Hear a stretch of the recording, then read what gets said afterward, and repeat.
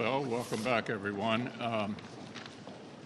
The world was in a lot of danger before we left, and now it's even more so. Obviously, we are working very hard to come up with an agreement to improve our situation at the border.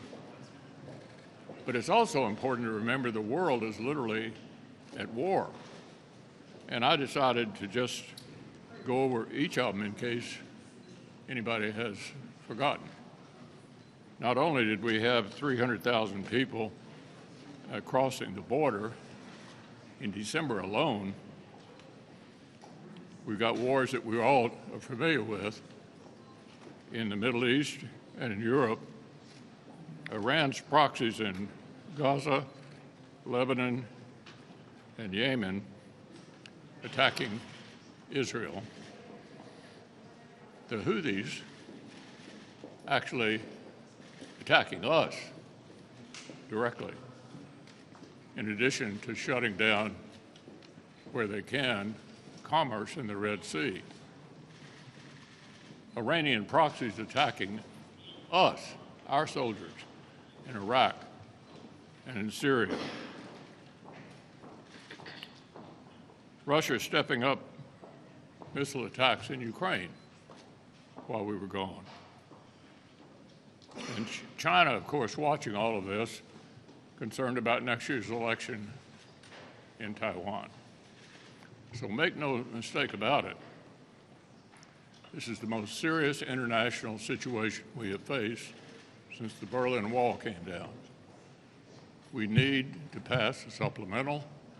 There needs to be a strong border provision part of it, and I'm confident James Lankford is the best one to deal with this, and he's been, in addition to communicating with all of us during the holidays, consistently involved in this for quite some time, and our hope is that we'll get an outcome and get it soon. Obviously, we're going to have to pass a CR as well. I have no idea yet.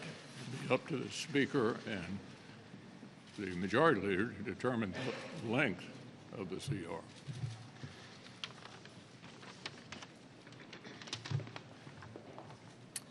We all know now that in the month of December, the Biden border crisis hit its absolute low point. And by low point, I mean the most ever people apprehended illegally trying to come across the southern border in the month of December. It was the worst month on record, and in December had the worst day on record. And now it's been 3 consecutive record years in terms of number of people apprehended. And of course, that does not count all the hundreds of thousands of gotaways that are also part of that illegal surge of illegal immigration at our southern border.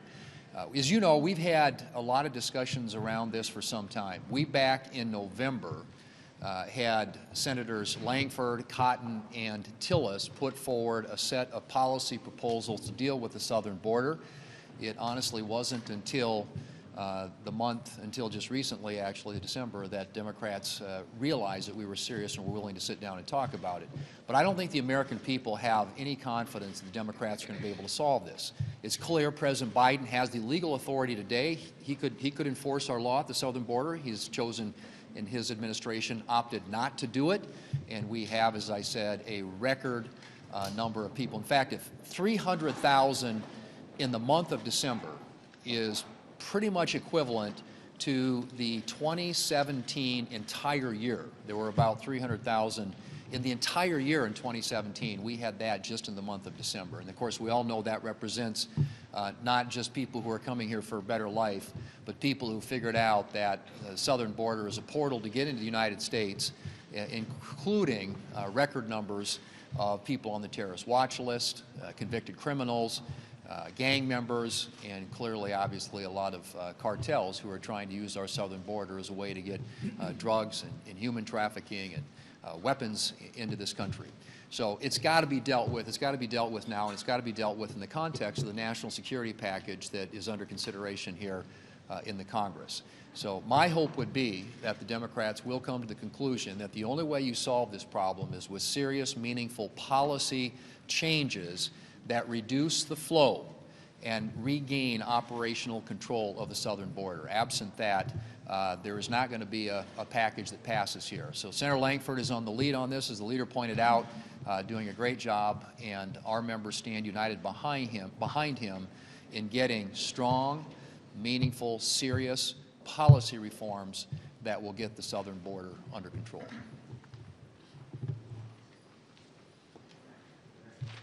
Well, there is only one word to describe what Joe Biden and the Democrats have done at the southern border, and that word is surrender. They have surrendered to the cartels, to the drug dealers, to the terror suspects.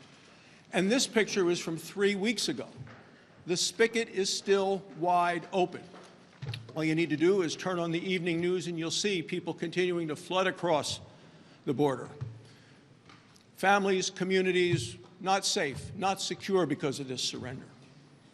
And it's a surrender to illegal immigrants coming from 150 different countries.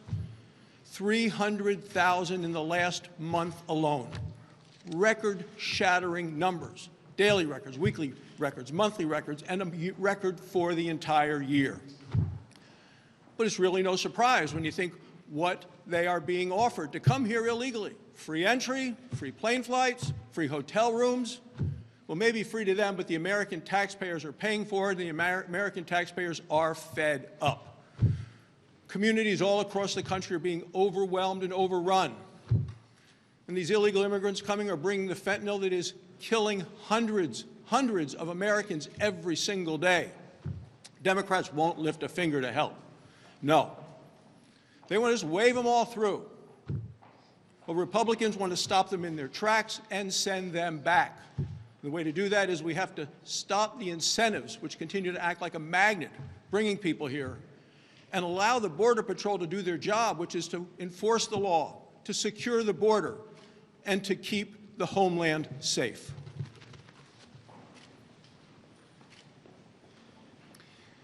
I just returned from a delegation trip overseas, and the delegation and I traveled to Egypt, to Israel, to Qatar, and to Bahrain. And my mission with this delegation was clear. It was to use full congressional leverage to bring our American hostages home. Currently, we have 6 Americans that are being held in Gaza by Hamas. And we must remember that Hamas killed over 30 American citizens during their October 7th terror attacks in Israel. So our message was very clear to these leaders that they must work with the United States and Israel to bring these hostages home.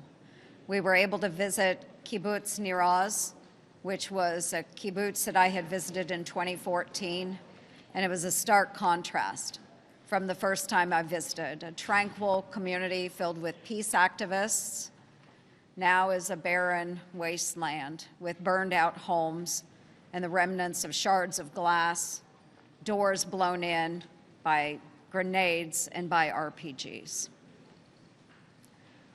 Folks, Americans were taken. They must come home, and every second matters. Well, I'd like to wish everybody a happy new year and hope 2024 is good for all of us and for your families. The dispiriting thing about 2024 is we're back here for the first week, and Senator Schumer has chosen to make 2024 the first week the same as way we ended 2023, doing nothing of substance when we have so many weighty topics in front of us. Certainly, 302,000 at the border in December, the highest month ever, is something that we could be dealing with right now today if we could get cooperation. James Lankford is working hard and individually reaching out. I salute him and hope that he is successful. We are hoping for that. We have fentanyl streaming into this country. The border crisis is getting worse and worse. I thought to myself, why did we have the highest month in December? Because the cartels are paying attention, and they know that we as Republicans are taking a hard line on changing our immigration policies, and that's causing them to flood in before the gates close. And so I would also say the other thing in this new year that Senator Schumer could be dealing with as a member of the Appropriations Committee are our spending bills. We're running out of time. There's 2 dates to remember that Senator Collins reminded us at lunch. July 27th, the Appropriations Committee passed every single bill out of committee. The leader had time from that point on to consider any of those. We passed the first ones in June. November 1st was the date at which we passed the only 3 bills that we've passed. And we had another 2 months then to be considered. So he's not doing his job. He's not running the government on the spending front, really on any front, but the spending front most particularly to make sure that we get back to regular order, that we control our spending, that we try to rein it in, that we've been advocating for. So I'm here to say we should be focusing on these things instead of having votes being canceled like they are today because there's not enough people here. We should be focusing on the things, immigration and the supplemental and our spending bills.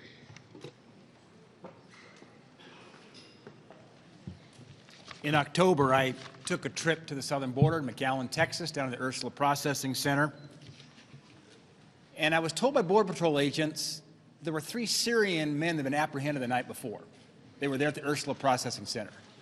I asked to see them. Then I asked the question, how did they get here? He said, well, most likely they flew from the Middle East to somewhere in South America, and they came up through Central America, through Mexico, to our southern border. In December, I visited with leaders from the country of Colombia. They told me about a daily Turkish Airlines flight from Istanbul to Bogota. Go on kayak yourself, do a quick search. You can get a flight for $1,000 from Istanbul to Bogota. They've been tracking these flights and found that some of the passengers that arrive in Bogota are on the terror watch list. But this is how, one way, they're coming into our country, into South America, and then up through Central America, up through Mexico. Where are many of those passengers headed? They're headed to our southern border. They're headed into our country. I met with their Vice Minister of Defense of Colombia. He's deeply concerned that terrorists from the Middle East and Africa are using Colombia as a stop along their way to our southern border. If leaders in Colombia, leaders across the world are concerned about our wide open southern border, why isn't Joe Biden and the Senate Democrats sharing that same concern? Under President Trump, we had policies that discouraged, disincentivized people from coming across the southern border.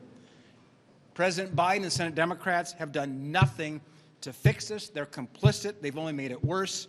It is time to make these policy changes. It's urgent. The time is now. You had argued after voting to acquit the former president that presidents are not immune from prosecution. Is that still your view? Well, my view of the presidential race is that I choose not to get involved in it and comment about any of the people running for the Republican nomination. Leader McConnell, thank you. You talk about the need for a CR here. Explain operationally, despite there being a top line, how it's so challenging to get something done by the end of next week. But secondarily, and perhaps more importantly, are you and Speaker Johnson not aligned on this? I mean, he has said he doesn't want to do a CR. You say that's the only way out of this mess right now in the next week. Well, they have a top-line agreement, Schumer and the Speaker. In the meantime, we need to prevent a government shutdown. And so the obvious question is, how long does the CR need to be? And that'll be up to the majority leader and the Speaker to determine the length of the CR. But the Senate, the simplest things take a week in the Senate. So I think frequently the House doesn't understand how long it takes to get something through the Senate. Alex? In light of the anniversary of January 6th, is it accurate to characterize individuals convicted and incarcerated for January 6th related crimes, to characterize them as hostages? Is that accurate? Well, let me say this about January 6th. I had remarks that I made on February 13th of 21 about how I felt about January 6th. I recently reread it. I stand by what I said. Secretary Austin, do you believe he should resign? Leader McConnell?